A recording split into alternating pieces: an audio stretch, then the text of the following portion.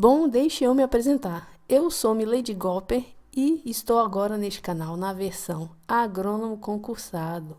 Eu sou engenheira agrônoma, sou concursada, quase que eu escrevo agrônoma. E estou aqui para ajudar você a passar no concurso dos seus sonhos na área de agronomia. Vou falar, tem cada cargo top que a gente pode ser. Então vou ganhar esse mundão aí. Aham, você é engenheiro agrônomo, concurseiro, guerreiro. Caso você não saiba, mas eu estou aqui para esclarecer, ampliar o seu leque de conhecimentos. O que o engenheiro agrônomo ele pode ser no ramo do concurso público? Olha, eu fui pesquisar, é muita coisa.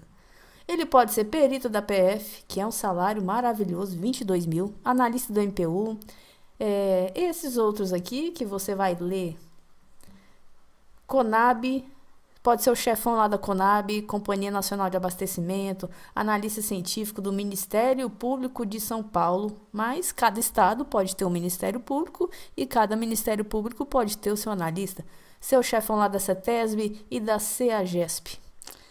E não tem nada de errado em um agrônomo querer ser concurseiro. Porque muitas vezes não é o perfil da pessoa ser empreendedor, comprar terra e trabalhar e plantar, ser produtor rural, mesmo que seja um grande rico fazendeiro. O meu perfil, por exemplo, é concurso público. E a gente vai se divertir muito. O seu leque de oportunidades vai se abrir, porque a gente pode ser tudo isso e muito mais. Tem um mapa também, ó, vou escrever aqui, pode ser o chefão lá do mapa também. Então vamos resolver as questões, que os concursos estão aí? Beleza!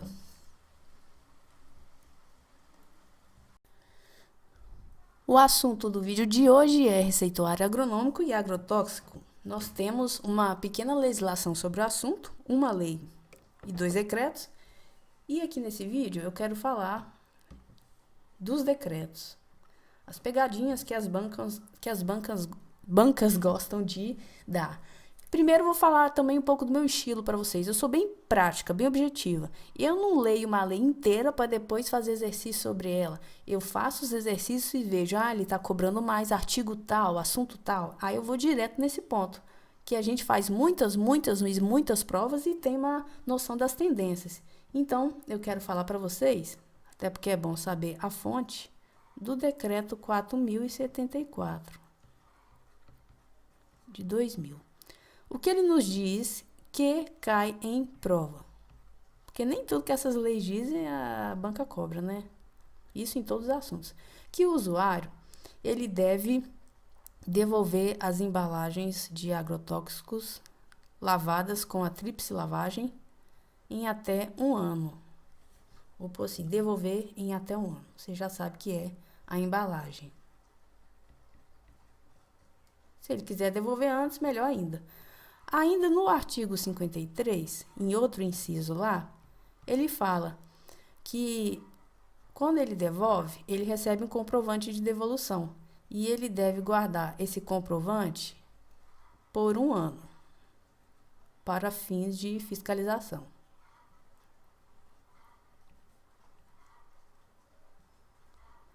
E acredita, as bancas adoram mudar esses números, põe lá 6 meses só para confundir o candidato. Mas aqui é fácil, tudo é 1 ano, não tem como errar. No artigo 57 fala que a empresa que recebeu essas embalagens, ela deve dar um fim nelas em até 1 ano.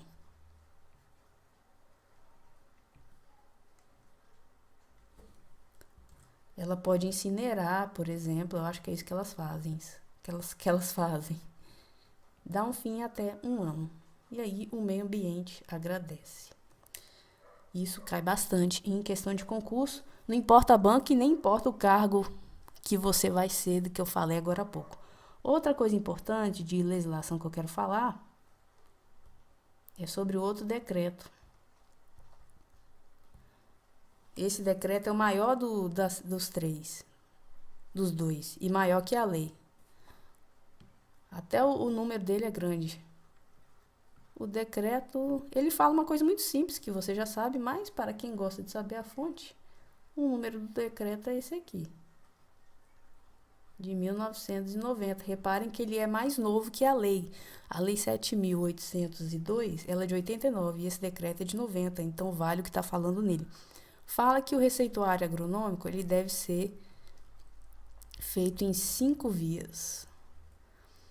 Uma fica com o usuário, a outra fica com o profissional que a prescreveu, uma enviada ao CREA, outra é enviada ao órgão competente, que isso que foi adicionado, e a outra fica com o estabelecimento comercial.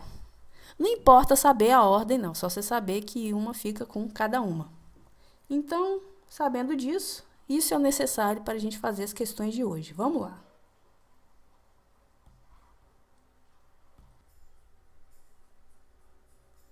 Vamos lá. Na devolução de embalagens vazias, compete ao agricultor manter em seu poder os comprovantes de devolução por um período de 6 meses. O prazo máximo para recolhimento e destinação final das embalagens por parte das empresas é de até 1 ano, a contar da data de devolução do agricultor. O que está errado aqui? Nós já sabemos. Isso aqui. Ele não deve, o agricultor, ele deve guardar o comprovante de devolução, não é por 6 meses, é por 1 ano. E isso tá lá no artigo 53 do decreto 4.074. Então tá errado. Só por isso a gente já invalida a questão, tá errado. Continuando, o prazo máximo para devolução das embalagens, o prazo máximo para recolhimento e destinação final das embalagens por parte das empresas é de 1 ano, a contar da data de devolução do usuário. Isso aqui tá certo. É o artigo 57, né? Isso aí. Mas, como tem uma parte que está errada, a questão toda está errada. Gabarito errado.